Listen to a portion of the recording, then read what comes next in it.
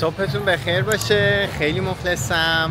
برای شروع اومدیم یه صبحونه دبش بر بدن بزنیم که باید ببینین، چون دیدنیه. علاوه بر این که تعریفیه، دیدنی هم هست.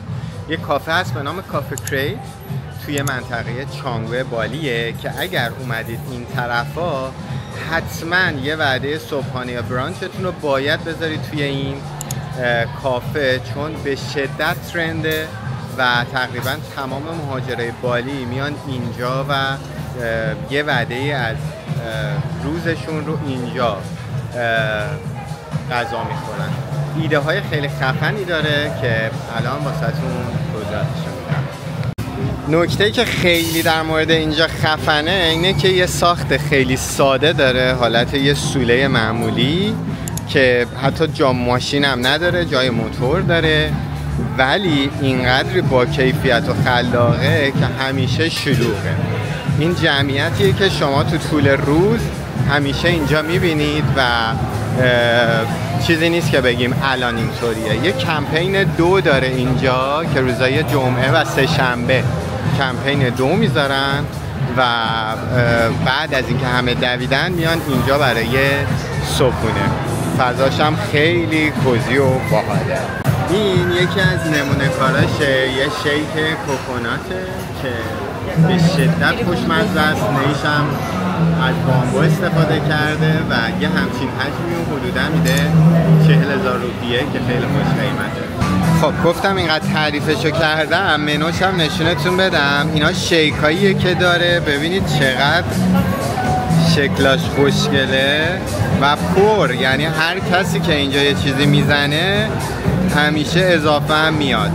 بعد قیمت ها چه قیمت های خوبیه، همه مثلا 40,000 روپیه، 50,000 روپیه، دیگه مثلا گروناش روی 70,000 روپیه اینجور است. مثلا برای 2 نفر ما الان هم صبحونه سفارش دادیم هم نوشیدنی، یه چیز حدود 200,000 روپیه شد که خیلی خوش قیمته. انواع سالاد و رپ‌های مختلف و کیک‌های مختلف و همه چی داره. من برای اینکه قیمت‌ها رو هم نشون بدم، ببینید روی این تابلو قیمت‌ها رو زده، 70,000 تا 40,000 تا، همش تو همین رنج قیمته. و اینجا هم کیک‌های خفن، یعنی قشنگ آدم میبینه دوست داره همین الان یکیشو قورت بده از بس که خفنه. آقا یکی از چیزای دیگه اینجا که خیلی باحاله، وایب خیلی خودمونیشه. حالا غیر از مثلا میزایی که مثلا 4 نفر است، بقیه میزا مثلا 12 نفره، 14 نفر است و همه راحت سرش نشستن، با هم آشنا نیستن، غریبن، ولی میشن سر میز صبحونه میخورن، حتی با هم دیگه حرف میزنن، ارتباط میگیرن. این جوش هم جو خاصیه که شاید تو این کافه مثلا میتونی این جو پیدا کنی. علتش هم اینه که چون صبح میرن و هم میدون میان، کلا همه اینجا با هم دیگه دوست میشن، رفیق میشن و یه جورایی پاتوق شده. ببین اینجا رو ببین، اول اینجا رو ببینین. این یه بشقاب سالادشه، این فقط 4 نفر فقط باید اینو بخورن و اینم سفارش منه که برای اولین بار سفارش دادم. اسمش بود سو کورنی. آره، با ذرت و سیب زمینی و تخم مرغ و به نظر جذابه. اینم از موتورا، روی موتورا یه همچین چیزی میکشن که هم اگر صبح اول صبح باشه اینجا رطوبت نگیره، اگر آفتاب مثل الان که صندلی داغ نباشه که میشینی نسوزی. وقتی از خیابونای باریک بالی حرف میزنی، یه همچین خیابونایی هست. حتی حالا اینجا که خدایی کوچه است، ولی این کوچه های راهبردی هن، یعنی خیابونای اصلی رو به هم وصل میکنن و یه جورایی همیشه بعد از اینا رد بشی. برای همین واقعا اگر که میاین بالی و میخواین زندگی بکنین، حتما باید موتور سوار شید، چون همونطوری که میبینی حالا جای پیاده راه رفتن هم اینجا نیست. همه یا با موتورن یا با ماشین دارن رد میشن. یه همچین وایبی داره. اینو من مثلا برای این فیلم برداری شروع کردم که اینو نشون بدم. الان دارن زیر ساخته بالی رو درست میکنن، یعنی خیابونایی که حالا مثل این خیابونای شلوغی هستن اومدن همونطور که سمت چپ میبینید پیاده رو دارن درست میکنن و زیر اینا کانالای سیمانی درست کردن که لوله های آب و فاضلاب و چیزای این چنینی رو دارن رد میکنن و خب اینا نشون میده که داره اینجا پیشرفت میکنه که سازه های زیرسازی بالی رو دارن درست میکنن.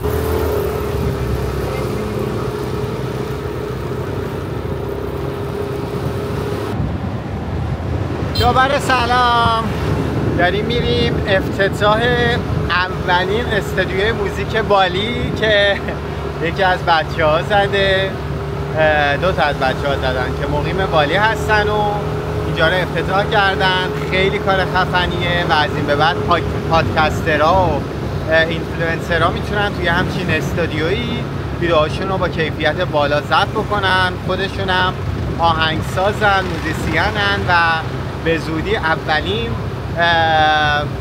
رادیوی موزیک بالی هم تو همینجا افتتاح میکنن. بریم با هم ببینیم چی کار کردن، چه خبره و بهشون تبریک بگیم. خب من تا شلوغ نشده اینجا رو به شما نشون بدم. استودیو خفن برای آهنگسازی و آموزش دیجی. اینا که تجهیزات آهنگسازیه. توی اونجا یه اتاقیه که صدا در حقیقت نمیره و بیاد و این هم تجهیزاتی که باش آهنگسازی رو انجام میدن و این هم از دستگاه دیجی که هم برای آموزش دیجی استفاده میکنن و هم برای ضبط موسیقی حالا الکترونیک.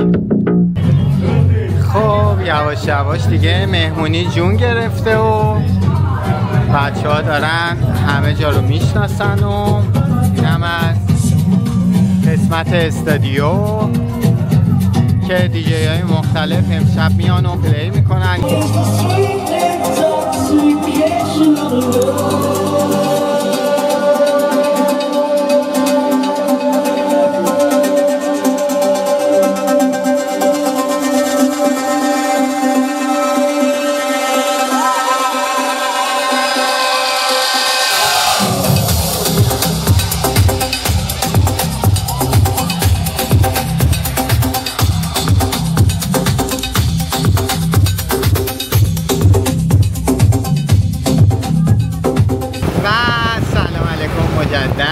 دارم میرم خشکشویی که لباسا رو تحویل بدم.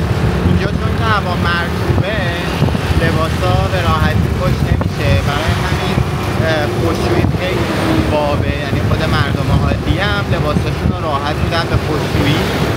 یکی از بهترین برندهایی که اینجا واسه خشکشویی هست اسمش کاینده که یه خارجی بنیانگذارش تأسیسش کرده.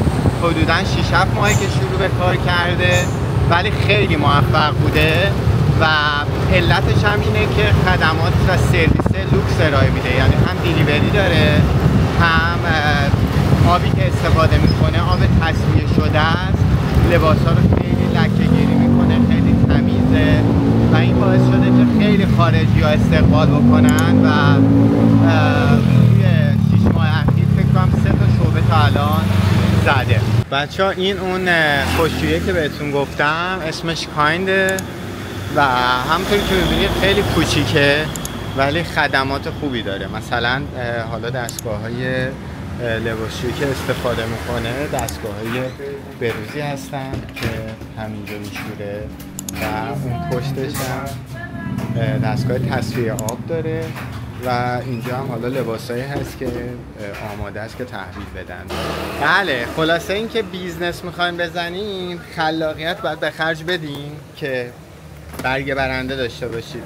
قیمتش درسته که 3-4 برابر خشکشویی دیگه است ولی چون که خدمات خوبی ارائه میده، چون که کار ترتمیز ارائه میده دکور ترتمیزی داره ملاک برتری شده نسبت به بقیه و واقعا هم موفق بوده. یعنی خود من قبلا میدادم به حالا خشکی‌های دیگه، ولی الان چند وقتیه که دارم میدم به همین خشکی. الان هم کلا نذاشتم. اگه میخواین تو ولی گیر نیفتین رو موتور و پلیس بهتون گیر نده، حتما باید کلا بذارید. این یه قانونیه که حتما باید رعایت و نوبتی هم که باشه نوبت مهمونی بازی‌های ایرانیه به همراه پینات. ما با موتور داریم میریم مهمونی خونه یکی از بچه‌ها. جدیدن ویلا به ویلا شدن و دعوت کردن که بریم خونه‌شون دور هم جمع باشیم. اینم از پینات. خب حتما تعجب میکنین که چرا از اینجا سر در آوردیم، چون که برق به صورت ناخواسته ای رفت و من چون تصویرهای خیلی خفنی از پینات داشتم دیگه نمیتونستم این قسمت رو حذف کنم. بنابراین قسمت خونه بچه ها رو حذف میکنم و اومدیم این کافه که شام رو اینجا دور هم دیگه باشیم. فیلم های اینجا رو واسهتون میذارم و امیدوارم که لذت ببرید. حالا خونه بچه ها رو بعداً نشون میدیم. اینجا یکی از کافه هاییه که یعنی کافه رستوران در حقیقت. سالن بیلیارد داره، بار داره و برای شامم اوکیه. سلام، صبحتون بخیر. خیلی مخلصیم. امروز گفتیم بریم مرکز خرید بیچ واک که خرید بزنیم، یکم خرید مرید بکنیم، اونجا رو با هم ببینیم و پینات رو بعد می آوردیم یه جایی که ازش نگهداری بکنن و یه مرکز ترینینگ پت پیدا کردیم که خیلی هم خوشگله. یه استخر قشنگ وسطش داره و چمن و حالا مربی ها همه چیز دارن و علاوه بر این که حالا میتونی پتو بذاری اینجا و بازی بکنه، خود آدم هم میتونه تو کافی شاپش که اینجا هست استراحت بکنه، کار بکنه و همزمانم اینجا از پت مراقبت میکنن. مرکز خرید بیچ واک هم تقریبا 2 ساعتی با چانگو فاصله داره. راهمون زیاده اما مرکز خرید بسیار جذابیه. قبل از اینکه بریم بیچ واک میخوایم بریم توی این شعبه اوتلت که توی بالی هست. تازه حدوداً 3-4 ماه که افتتاح شده.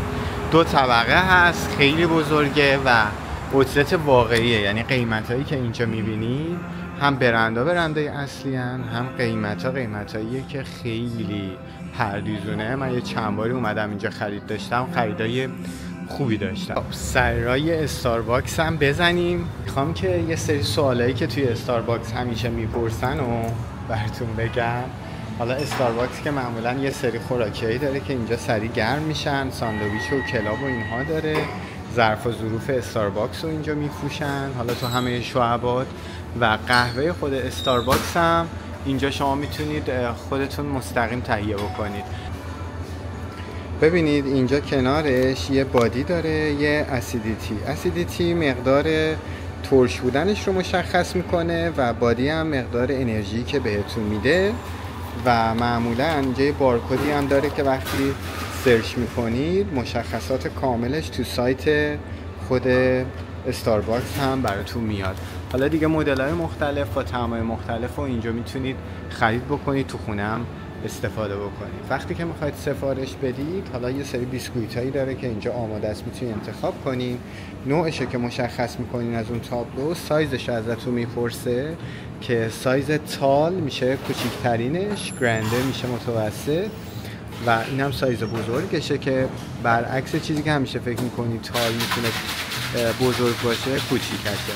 حالا ازتون میپرسه که اسپرسو اضافه بکنم یا نه، سرد باشه یا گرم. یکی از کارهای جالبی که استارباکس هم میکنه اینه که میاد مثلا یه چیز شعار حال خوب کن روش مینویسه معمولا روش و معمولا هم اگر مشتریش باشی اسمتون رو حفظ میشن و به اسم صداتون میکنن و این خیلی خفنه. این آیس ماچاشه و منم که آیس امریکانو سفارش دادم اینجا که همیشه قوت همیشگی منه. خب اینم از استارباکس. بریم برای بیچ واک ببینیم قیمت های بیچ واک چجوریه. ماشین کثیف رو میبینین که میخوایم بریم به سمت بیچ واک. خب بچه ها اینجا خیابونیه که منتهی میشه به بیچ واک. خیلی هم خوشگله، توریستیه، شبا زنده است، پر از کلاب و رستوران‌های خفنه و سوغاتی و اینا هم که اینجا میفروشن. البته خیلی قیمت ها اینجا گرون میدن، خیلی باید تخفیف بگیرین اگر اومدی. ببینید گوشه خیابون هم موتور گذاشتن برای اجاره، ولی به نظر من بهتره که تو این خیابون نه سوغاتی بخرید نه موتور اجاره بکنید نه هیچی، چون اینجا خیلی توریستیه. این منطقه زیاد از حد توریستیه. اکثر که مغازه‌دارا و کسایی که اینجا موتور و ماشین رنت میدن هم در مال لوکال بالی نیستن، مثلا از شهرهای اطراف، جزیره‌های اطراف اومدن اینجا واسه کار. اینه که خرید و اجاره موتور رو از جای دیگه هم میتونید انجام بدید. بعد ببینید یه همچین صرافی‌های کوچیکی هیچ وقت پولتون رو چنج نکنید. اینجا معمولا دوربین ندارن و معمولنش اینجوریه که پول ممکنه که دو در بکنن. حالا من اگه بخوام ازش فیلم بگیرم خیلی درست نیست، ولی صرافی‌های کوچیک این کار رو انجام ندید. صرافی‌های بزرگی که توش دوربین مدار بسته داره انجام بدید، بهتر میتونین اعتماد بکنین بهشون. انتهای خیابون دیگه میرسیم به ساحل. این دروازه هایی که میبینید این شکلیه، اینا نماد کوه آتشفشانه، چون اینجا کوه آتشفشان رو نماد خاک شدن میدونن. رد شدن از این نمادها هم یعنی خاک شدن. مثل دروازه است ولی حالت نمادم داره، فلسفه‌اش اینجوریه. اونجایی که نشونتون دادم مثلا این صرافی به نظرم خوبه، کوچیکه ولی دوربین مدار بسته داره. خب پاساژ بیچ واک دیگه از اینجا شروع میشه. خوبیش به اینه که سمت چپ ساحل روبروش و سمت راست خود بیچ واکه و حسنش به اینه که مثلا حالا اگر آقایون خسته شدن از خرید کردن و گشتن و اینا میتونن بیان قشنگ تو ساحل روبروش، هم ماساژ داره هم میتونن آفتاب بگیرن، در حقیقت کوکونات بگیرن بخورن و همه چیز اینجا هست. این هم ورودی بیچ واکه که به خاطر مراسم گالونگان و کنونگان طراحی کردن و دکورش کردن. خوش اومدین به مرکز خرید بیچ واک، جایی که برندهای خوب مثل H&M، زارا، برشکا، پولنبیر اینا هستن و اینم یه فروشگاهی فوتلاکر اسمش که در حقیقت نیو کالکشن های همه کفشای برندهای مختلف رو داره، یه جورایی سلکشن خوباشونو داره. این هم فروشگاه سیفورا که لوازم آرایشی کاملی داره. من و مینا به اینجا میگیم فروشگاه خوشحالی فروشی، چون که پر از چیزای خوشرنگ و خوشگل، کوچولو و خوش قیمته، چیزای دکوریه بیشتر. این هم بیکریشه که نون تازه میتونین با قهوه تست بکنین و بخورین. این هم چیز جالبیه. یادتون باشه که بیچ واک اومدین، این فروشگاه کتونانه. چیزاش به نظر، البته ما هم 2-3 بار اومدیم ولی به نظر خیلی خوشگل و خوش قیمته و به نظرم خریدای خوبی اینجا میتونین داشته باشین. معمولا چیزای فشن تور خوش قیمت داره.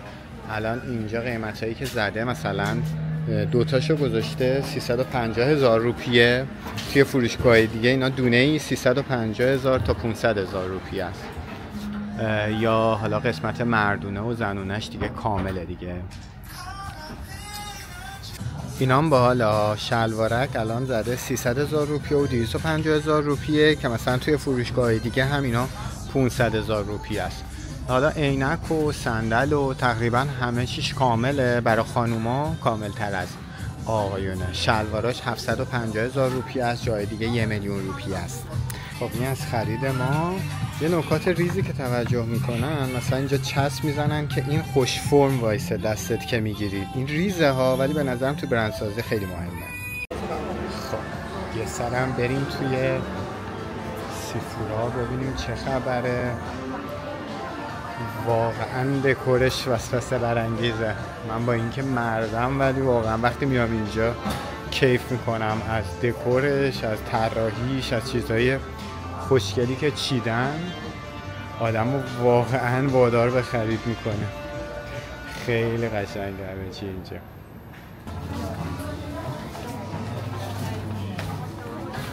و اینم نمایندگی زارا که اینجا قسمت زنونشه، اون طرفم بچگونه و مردونه و حسابی دیگه پر جنسه. یعنی اگر که از طرفدارای زارا هستین معمولا جدیدترین کالکشن ها میاد ولی به شدت هم زود تموم میشه. یعنی باگش اینه که مثلا تو سایتش میبینی، سایت زارای اندونزی، تا بیای اینجا خودتو برسونی مثلا مدل‌های خوبش تموم شده رفته و این یه باگه به نظرم، ولی با این حال خیلی هم جذابه.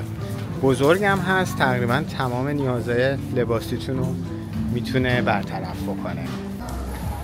این هم از منظره خوشگل و یه شکلات فروشی خفن اون وسط که برای سوغاتی و اینا شکلات‌های خارجی میتونید بخرید و خب آبنمای قشنگی داره، لوکیشن باحالی داره. حالا علاوه بر اینکه برندا توشن واقعا طراحی خوبی هم داره. خیلی اذیتتون نمی‌کنم، امیدوارم که بیاید اینجا و از جذابیت‌های این پاساژ هم دیدن کنید.